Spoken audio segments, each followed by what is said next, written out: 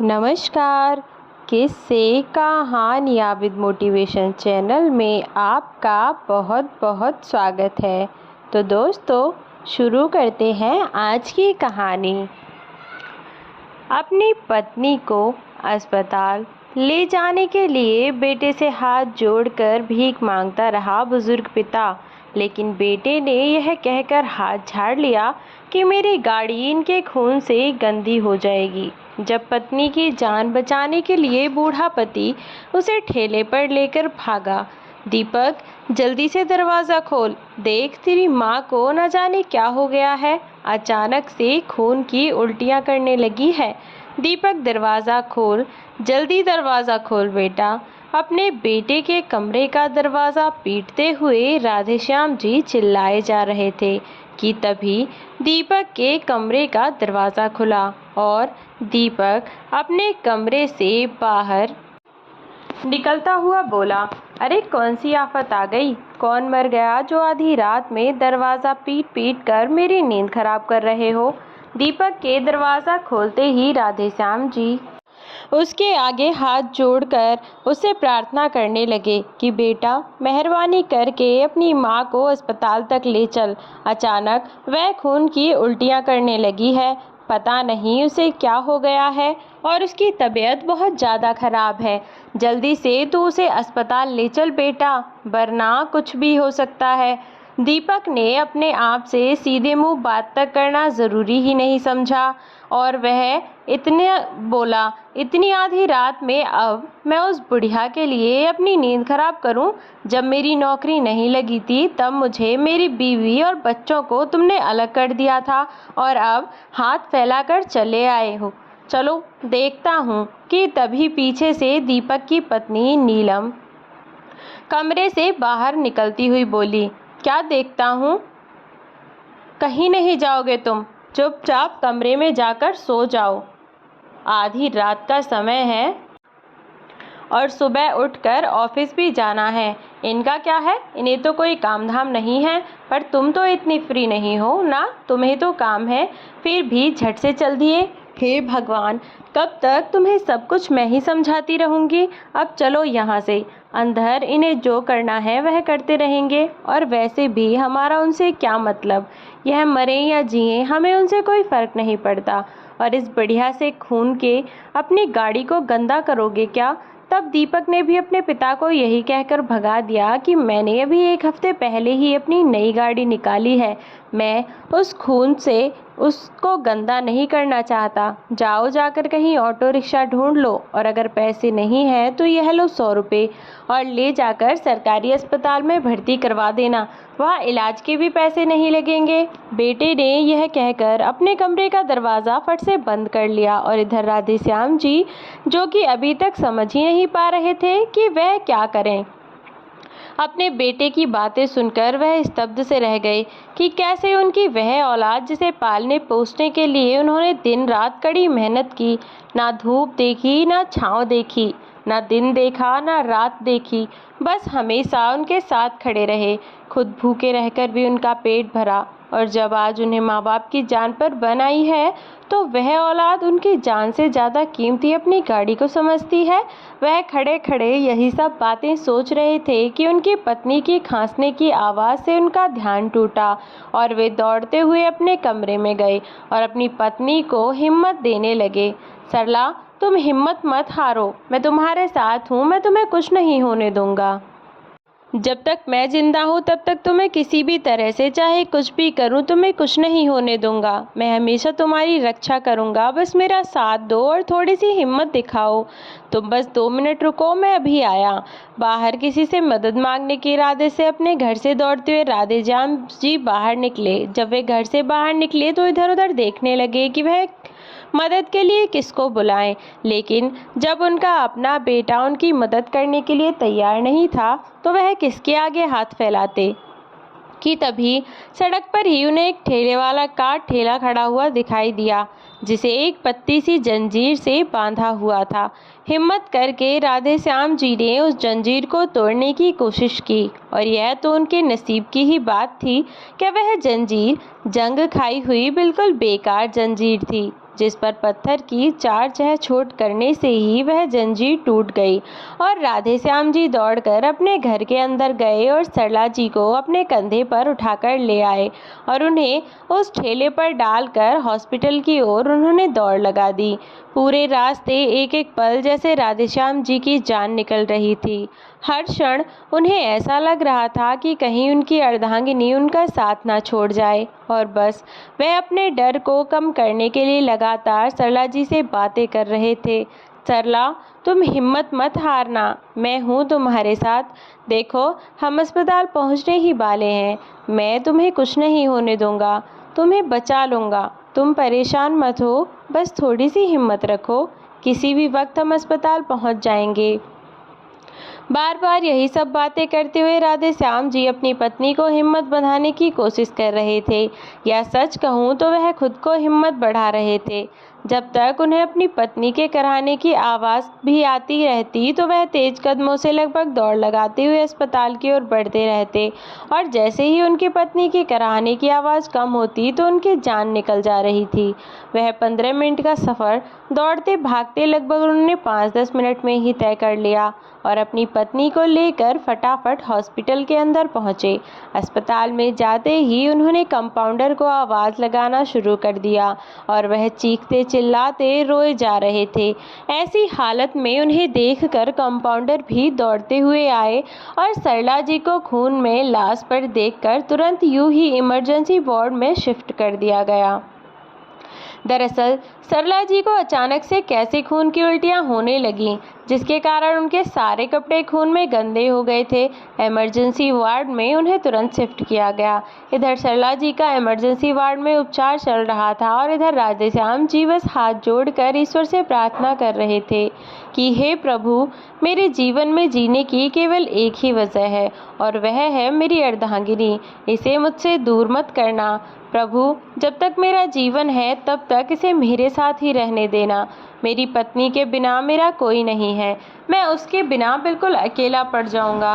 भगवान की मूर्ति के आगे हाथ जोड़कर बैठे हुए राधेश्याम जी रोए जा रहे थे और वह रोते हुए ईश्वर से यही सब प्रार्थना कर रहे थे कि प्रभु चाहे तो मुझे कुछ हो जाए, पर मेरी पत्नी को बिल्कुल ठीक कर दो, उसे मेरी भी उम्र लग जाए। कि थोड़ी ही देर में वहाँ नर्स ने आकर राधेश्याम जी को आवाज़ लगाई और उनसे कहा कि हमें उन माताजी का ऑपरेशन करना है। ऑपरेशन में उनकी जान को खतरा भी है, इसलिए हमें कुछ पेपर्स पर आपके सिग्नेचर चाहिए।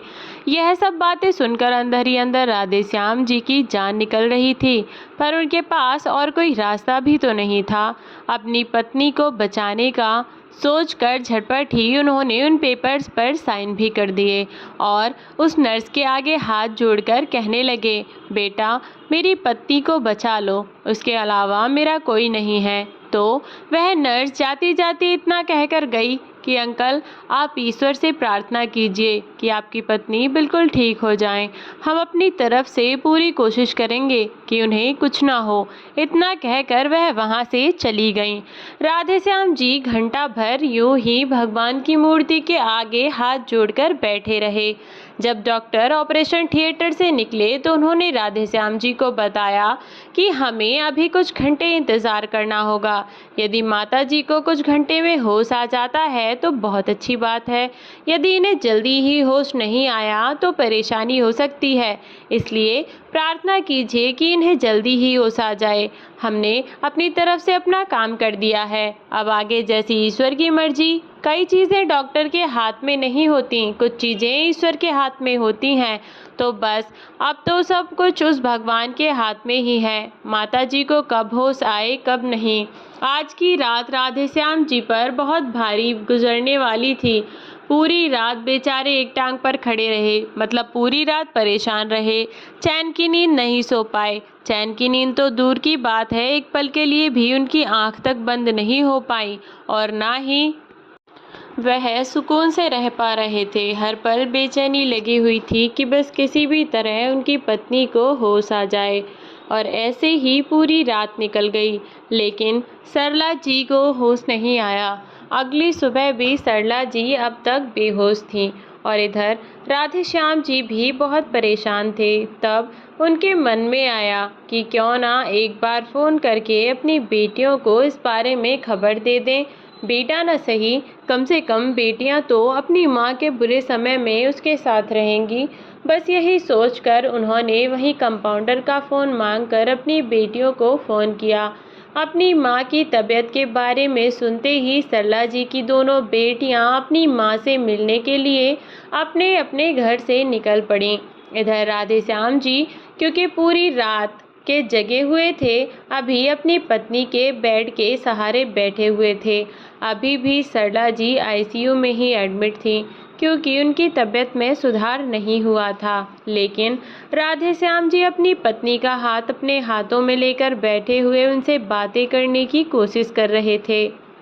बार बार उन्हें जगाने की कोशिश कर रहे थे और उनसे बातें कर रहे थे, अपने पुराने समय की सारी बातें उन्हें याद दिलाने वाले। वह कहने लगे, उठो सरला, तुम मुझे इन हालातों में अकेला नहीं छोड़ सकती।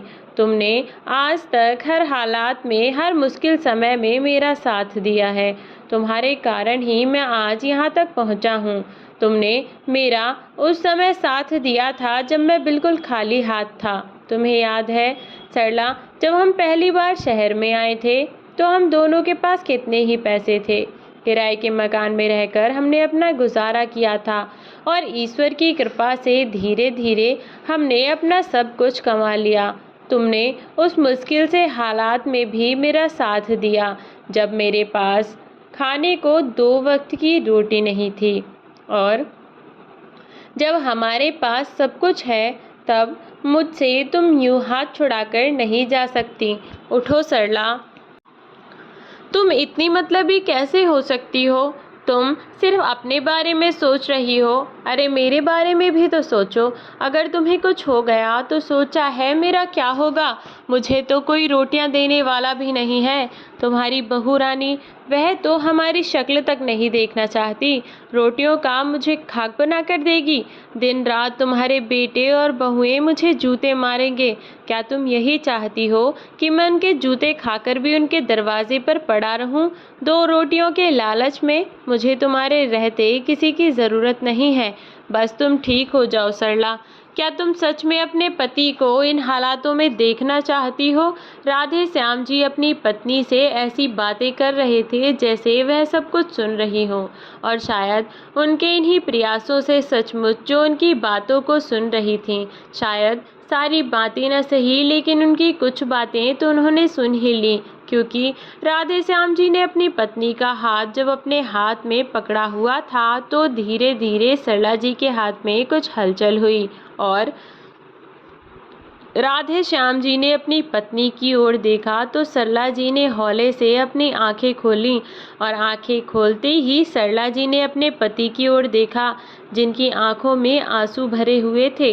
राधे श्याम जी रोते रोते अपनी पत्नी से यह सब बातें कर रहे थे। सरला जी को आंखें खोलती हुई देख राधे श्याम जी की तो खुशी का ठिकाना ही नहीं रहा। उन्होंने कंपाउंडर को कहा कि भाई साहब, आप जरा जाकर डॉक्टर साहब को बुला दीजिए, उन्हें बता दीजिए कि मेरी पत्नी को होश आ गया है, एक बार यहाँ आकर जांच कर लेंगे। अपने पति को देखने मात्र से ही सरला जी उनकी हालत समझ रही थी, और उन्हें देखकर सरला जी भी भावुक हो गईं और उनकी आंखों में आंसू भर आए। क्योंकि सरला जी के मुंह पर ऑक्सीजन लगी थी, इसलिए वह कुछ कह नहीं सकती थीं। लेकिन जब राधे श्याम जी ने उनकी आंखों में आंसू देखे तो वह उनकी आंखों से आंसू को पोंछते हुए बोले कि बस सरला, रोने के दिन तो खत्म हो चुके हैं, अब तो सब कुछ अच्छा होगा। तुम कहती थी ना कि वक्त रहते मुझे कोई सही फैसला ले लेना चाहिए, लेकिन मैं ही था जो बेटे के प्यार में अंधा हुआ जा रहा था। अब बस तुम ठीक हो जाओ और घर चलो, फिर देखो मैं कैसे सब कुछ ठीक करता हूँ। चलो चलो, अब तुम परेशान मत हो, अब तुम आराम करो, डॉक्टर साहब आते ही होंगे। इतनी ही देर में डॉक्टर भी वहां पहुंच गए, जिन्हें देखकर राधे श्याम जी ने कहा कि डॉक्टर साहब भी आ गए। डॉक्टर साहब, आप इसके चेकअप कर लीजिए। यह कहते हुए राधे श्याम जी साइड में खड़े हो गए। डॉक्टर ने उनका चेकअप किया और कहा कि अब यह पहले से बेहतर है। कम से कम खतरे की तो कोई बात नहीं है। जैसे जैसे हालत रिकवर होगी वैसे वैसे बता दिया जाएगा। अब डॉक्टर चेकअप करके वहाँ से चले गए और अब तक उनकी दोनों बेटियां रीमा और सीमा भी अपने परिवार वालों के साथ वहाँ आ गई थीं। जैसे ही उन्होंने अपनी माँ को इस हाल में देखा तो दोनों ही फूट फूट कर रोने लगीं। तो राधेश्याम जी ने उन दोनों को शांत किया और कहा कि बेटा, तुम दोनों परेशान मत हो। अब तुम्हारी माँ खतरे से बाहर है, आप चिंता की कोई बात नहीं है। चुप हो जाओ बेटा, वरना तुम्हें देखकर तुम्हारी माँ और परेशान हो जाएगी। तब उनकी दोनों बेटियां भी राधेश्याम जी के साथ अंदर अपनी माँ से मिलने गईं और उन्होंने अपनी माँ के सामने ऐसी कोई बात नहीं की जिससे उन्हें किसी भी तरह की कोई भी परेशानी हो। कुछ देर तो सब लोग एक दूसरे से बात करते रहे। उसके बाद सरला जी को दवाइयाँ देकर आराम करने के लिए लेटा दिया गया और उन्हें जनरल वार्ड में शिफ्ट कर दिया गया। लेकिन जब बेटियां अस्पताल के अंदर आ गईं तो उसके बाद मैं अपने पापा से पूछने लगी कि पापा, हॉस्पिटल का बिल वह सब आप कैसे देखेंगे? कि तभी राधेश्याम जी के दामाद बीच में बोल पड़े कि तुम पागल हो क्या? ऐसे वक्त पर तुम पापा से कैसी बातें कर रही हो? पापा, आप परेशान मत होइए, वह सब हो जाएगा, बस माँ ठीक हो जाए, बाकी सब तो होता ही रहेगा। आप परेशान मत होइए, हम दोनों मिलकर सब देख लेंगे। राधेश्याम जी के दोनों दामादों ने उनसे जब यह बात कही तो उनका सीना गर्व से चौड़ा हो गया। उन्हें तो इस बात का अंदाज़ा ही नहीं था कि उनका एक बेटा नहीं है लेकिन दो दो बेटे हैं। वह तो अपने दामादों को सिर्फ दामाद की तरह ही मानते थे, लेकिन आज उन्हें एहसास हुआ कि उनके दामाद उन्हें अपना ससुर नहीं बल्कि अपने पिता के समान समझते हैं। राधेश्याम जी मन ही मन बहुत गर्व महसूस कर रहे थे कि उनके दामाद कितने अच्छे हैं। अब उन्होंने अपने बच्चों को कहा, क्या परेशान हो, मैं सब कुछ मैनेज कर लूँगा। अभी कुछ समय से ही तो यह चीज़ मेरे अंदर नहीं है, बाकी इतना तो मैं अपनी पत्नी के लिए कर ही सकता हूँ ना। तो आप लोग परेशान मत हो बेटा, आपने कह दिया, बस मेरे लिए दिल भर गया। अब मुझे भविष्य में परेशान होने की ज़रूरत नहीं है, क्योंकि मुझे पता है कि मेरे दो दो बेटे ज़िंदा हैं। तब बेटे से याद आया और उनके दामाद और बेटी दोनों पूछने लगे कि पापा, भैया भाभी कहाँ हैं? माँ की इतनी तबीयत खराब हो गई और वह दोनों अब भी यहाँ नहीं आए। तब राधेश्याम जी ने उन लोगों को सारी बात बता दी कि जब वह मदद मांगने के लिए उनके पास पहुंचे थे तो उनके बेटे और बहू ने उनके साथ कैसा बर्ताव किया था। अब वह कहने लगे कि बेटा, बस 2-4 दिन की बात है, तुम घर पर रह जाओ, कम से कम हॉस्पिटल में खाना बनाकर ले आया करोगी। वैसे भी अभी नीचे मैं और तुम्हारी माँ ही रहते हैं, तुम्हारे भैया भाभी को तो ऊपर रहते हैं और उन्हें इस चीज़ से कोई मतलब नहीं है कि हम क्या कर रहे हैं क्या नहीं। तुम्हारी भाभी ने तो यहाँ तक कह दिया कि हमारे जीने मरने से उनको कोई फ़र्क नहीं पड़ता है। मुझे उन्हें यह दिखाना ही होगा कि मैं क्या कर सकता हूँ। माना कि मेरी बीमारी के कारण मेरा सब कुछ मुझसे छिन गया और यहाँ तक कि मजबूरी में आकर मैंने अपनी सारी दुकानें भी बेच दी, और यह सब भी तुम्हारे भाई के कारण ही हुआ था, जिसने आज मेरी पत्नी को अस्पताल तक लाने के लिए मना कर दिया। मैं इस बात को भूलूंगा नहीं, और देखो अब मैं कैसा सबक सिखाता हूँ। तब कुछ दिनों के लिए उनके दामाद ने उनकी बेटियों को वहीं पर छोड़ दिया। जब तक सरला जी हॉस्पिटल से डिस्चार्ज नहीं हो गई तब तक सरला जी राधेश्याम जी अपनी पत्नी को लेकर घर पहुंचे तो उन्होंने सरला जी को समझाया कि अब उन्हें ऐसे मतलबी बेटे की कोई ज़रूरत नहीं है, और फिर वैसे भी अब वह अपने पैरों पर खड़ा है तो अपने खर्चे, अपनी सारी ज़रूरतें खुद देख सकता है, हमारे ऊपर उसका कोई जोर नहीं है। इसलिए अब यहाँ से जो भी कुछ है मेरा ही है। अपनी पत्नी को अस्पताल से घर ले जाने के बाद उन्होंने अपने बेटे और बहू से कोई बात नहीं की। उन्होंने केवल वकील के पास जाकर उस वकील से बात की। तब वकील ने उन्हें कुछ बातें समझाई और कहा कि यदि वह ऐसा करते हैं जैसा उस वकील ने उन्हें समझाया है तो सब कुछ वैसा ही होगा जैसे राधेश्याम जी चाहते हैं। परेशानी की बात यह थी कि अचानक से अपनी पत्नी को इतना बड़ा सरप्राइज़ नहीं दे सकते थे।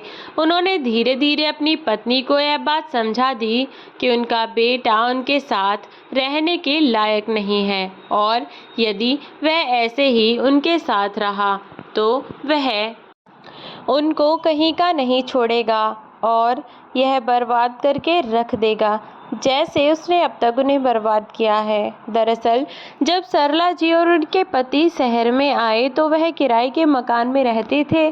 शुरू में सबके साथ परेशानियां होती हैं, वैसे ही उनके साथ भी थी। धीरे धीरे उन्होंने अपना बजट बनाया और शहर में ही अपना मकान खरीदने का प्लान भी बनाया।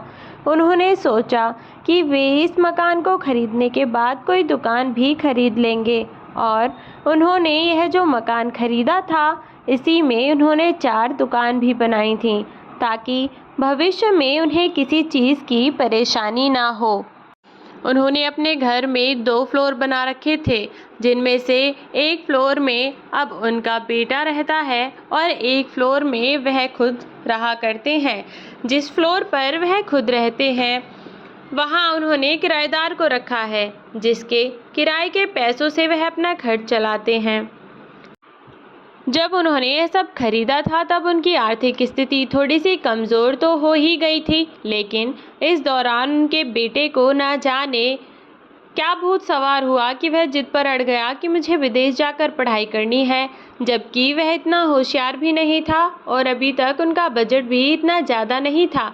उन्होंने अपने बेटे को बहुत समझाया कि वह यहीं शहर में कोई अच्छे कॉलेज से पढ़ाई कर ले, लेकिन नहीं, उसके सिर पर तो विदेश जाने का भूत सवार था।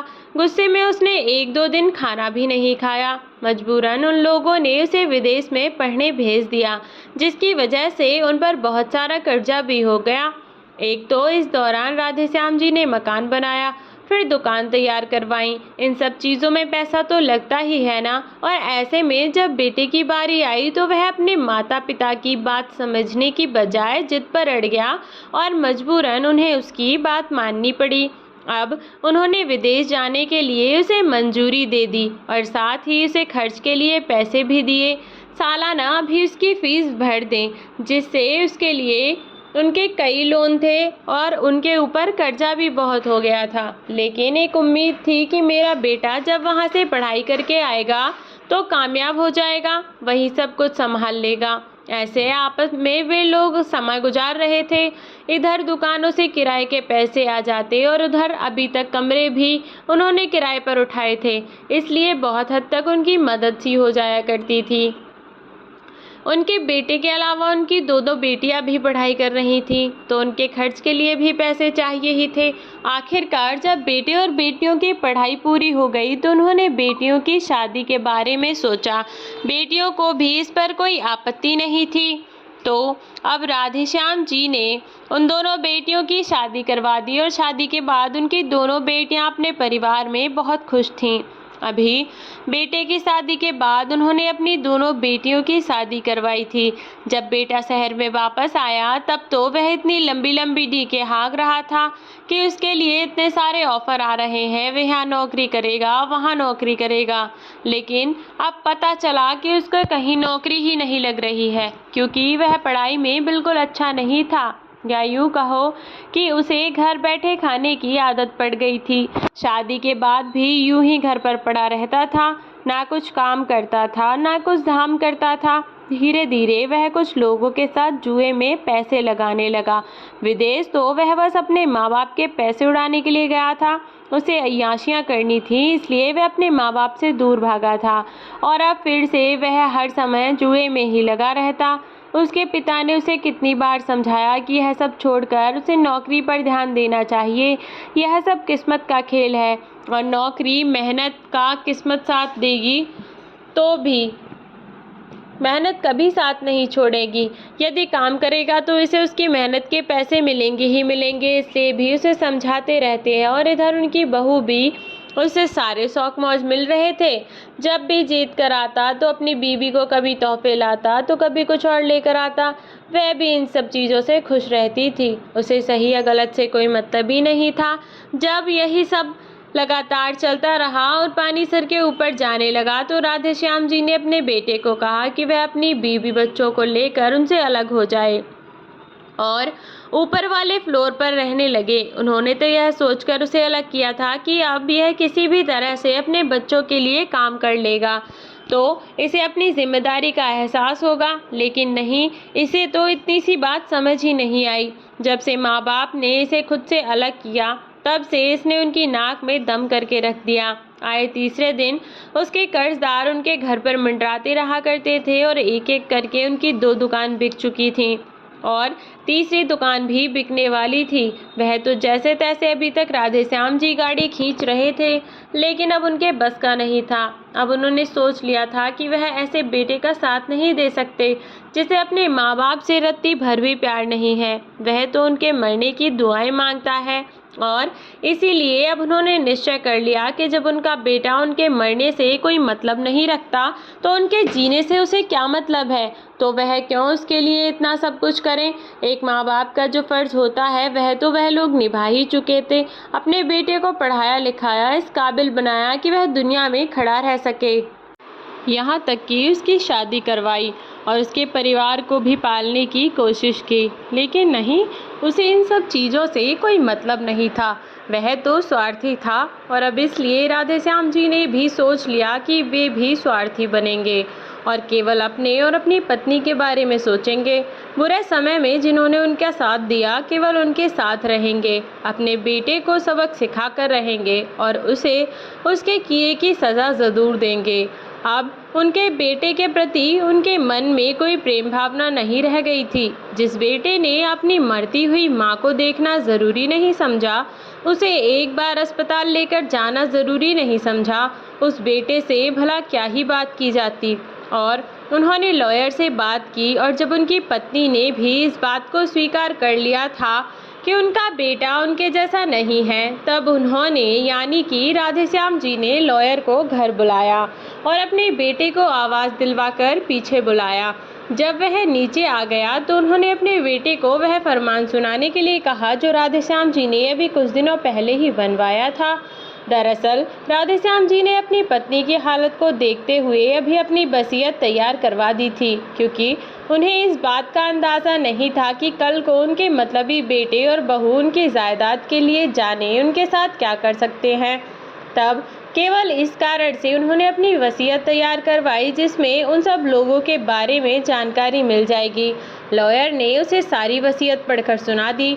दरअसल राधेश्याम जी ने अपनी वसीयत में कुछ बदलाव करवाए थे, जिसके अनुसार उनकी और उनकी पत्नी की मौत यदि किन्हीं भी संदिग्ध परिस्थिति में होती है या किसी भी बीमारी का सही उपचार न होने के कारण उनकी मौत होती है, तो यह सारी ज़मीन जायदाद अनाथ आश्रम और वृद्धाश्रम को दान कर दी जाएगी।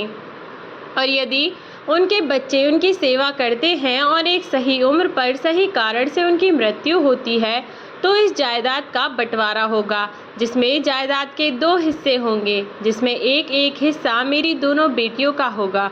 मैं अपने इस घटिया बेटे को अपनी जायदाद में से 1 फूटी कौड़ी तक नहीं दूंगा। दर दर भटकता फिरेगा। यह सब बातें उन्होंने अपने बेटे के मुंह पर कहीं और साथ ही कहा कि आज शाम तक मेरा घर खाली करके अपना सामान लेकर और अपनी यह चमचमाती हुई गाड़ी लेकर यहाँ से रफू चक्कर हो जाना, और यदि तुम मुझे कल सुबह यहाँ दिख गए तो पुलिस वालों से ऐसे डंडे तुड़वाऊंगा कि याद रखोगे। इसलिए तू और तेरी बीवी मुझे यहाँ कल नज़र मत आ जाना, वरना बैठने लायक भी नहीं छोड़े जाओगे। अब उनके बेटे को यह बात बिल्कुल हजम नहीं हो रही थी कि उसके पिता ने सारी ज़मीन जायदाद अपनी बेटियों के नाम कर दी और जो 1 दुकान बची थी वह भी उन्होंने अपने बेटे से छीन ली, जिस पर बैठकर उसने अपनी गाड़ी खरीदी थी। अब उन्होंने अपनी सारी प्रॉपर्टी अपने अंडरटेक कर ली और अपने बेटे को उसकी औकात दिखा दी कि वह कहाँ पर स्टैंड करता है। जिस गाड़ी के बलबूते पर वह इतना उछल रहा था, वह गाड़ी भी अपने पिता की मेहनत की कमाई से बसाई हुई इस दुकान के पैसों से खरीदी थी। और जिस घर में अपने पिता के मुंह पर उन्होंने दरवाज़ा बंद कर लिया था, वह भी घर उसके पिता का बनाया हुआ था। अपने बेटे को दुनिया भर की बातें सुनाई उन्होंने, और अगले दिन सुबह ही राधेश्याम जी उसके दरवाजे पर दरवाज़ा खटखटाने वाले थे, लेकिन उन्हें याद आया कि पिछली बार जब उन्होंने दरवाज़ा खटखटाया था तो उनके बेटे बहू ने उनके साथ कैसा बर्ताव किया था। इसके लिए उन्होंने खुद दरवाज़ा नहीं खोला। उन्होंने पुलिस वालों को फ़ोन कर दिया और अपने घर पर बुलाया। पास की ही चौकी से 2 पुलिस वाले वहां आ गए और उन्होंने जैसे ही आवाज़ लगाई, उनका बेटा दीपक दरवाज़ा खोलकर खड़ा हो गया। तब पुलिस वालों ने उसे कहा कि तुम 1 घंटे के अंदर अंदर ही यह घर खाली कर दो, वरना हमें हमारे खिलाफ कार्रवाई करनी पड़ेगी कि तुम जबरन इस घर पर कब्जा करना चाहते हो। तो उनका बेटा दीपक बड़ी ऐंठ में बोला, तुम्हें जो करना है कर लो, मैं यह घर खाली नहीं करूँगा। यह मेरे बाप का घर है और वैसे भी बात की जाए जायदाद पर औलाद का हक होता है और मैं तो इनका इकलौता वारिस हूँ। सारी ज़मीन जायदाद मेरी ही हुई। और उसकी यह सब बातें सुनकर एक पुलिस वाला आया और उसका कॉलर पकड़कर घसीटते हुए सीढ़ियों से नीचे ले आया। पुलिस वालों ने राधेश्याम जी और सल्ला जी के सामने ही उन दोनों को कहा कि यह तो अभी बस ट्रेलर दिखाया है, अगर 1 घंटे में घर खाली नहीं हुआ तब देखना कि क्या होता है। पुलिस ने 2-4 हाथ मारे और घसीट कर बस नीचे तक लेकर आए। इतने में ही दीपक की सारी हैंकड़ी निकल गई। दोनों पति पत्नी अपना बोरिया बिस्तर बांधकर ऊपर से नीचे आए, अपने पिता के पैरों में गिरने लगे, उनसे दया की भीख मांगने लगे, क्योंकि दीपक को पता था कि वह कुछ नहीं कर सकता था। अभी तक अपने पिता के पैसों पर ही उछल रहा था, लेकिन उनके लाख मनाने पर भी राधेश्याम जी नहीं माने। अब तो मानो उनका दिल जैसे पत्थर था और उनके बेटे और बहू सर पटक रहे थे, लेकिन उस पत्थर पर कोई फर्क नहीं पड़ रहा था। बिल्कुल वैसे ही उन पर कोई फर्क नहीं पड़ रहा था। बेटे और बहू ने जैसे ना चाहते हुए भी अब वह घर छोड़ दिया और अब वह दर दर भटक रहे हैं। और वह कामचोर बेटा जो कभी कुछ नहीं करना चाहता था, अपनी बीवी और बच्चों का पेट पालने के लिए छोटी मोटी नौकरी करता फिरता है। और इधर राधेश्याम जी अपनी पत्नी के साथ खुशी खुशी अपना जीवन बिता रहे हैं। दोनों ही बुजुर्ग हैं और उनके बस का भी नहीं है कि वह कुछ कर सकें, तो इसलिए राधेश्याम जी की एक बेटी और एक दामाद उनके ही पास रहने लगे ताकि वह बुजुर्गों का अच्छे से ध्यान रख सकें। अब राधेश्याम जी अपनी बेटी और दामाद के साथ बहुत खुश हैं और एक अच्छा जीवन व्यतीत कर रहे हैं। साथ ही उनकी पत्नी सरला जी की तबीयत भी पहले से काफ़ी सुधर चुकी है और अपने बच्चों के साथ भी बहुत खुश हैं। उन्हें अपने बेटे की याद आती है, लेकिन फिर भी उसकी हरकतों को सोचकर जो उन्हें राधेश्याम जी ने बताए थे, उन सब बातों को सोचकर उनका भी मन भर आता है। दीपक अपने परिवार को पलटा फिर रहा है और इधर राधेश्याम जी अपनी बेटी और दामाद के साथ और अपनी पत्नी के साथ खुशी खुशी रह रहे हैं। तो दोस्तों, कैसी लगी आपको हमारी आज की कहानी? कमेंट बॉक्स में बताना बिल्कुल भी ना भूलें। अगर चैनल पर नए हैं तो चैनल को सब्सक्राइब ज़रूर कर दें ताकि नई नई वीडियो के नोटिफिकेशन आप तक आते रहें। मिलती हूँ एक ऐसी नई कहानी के साथ, तब तक के लिए अपना ख्याल रखें।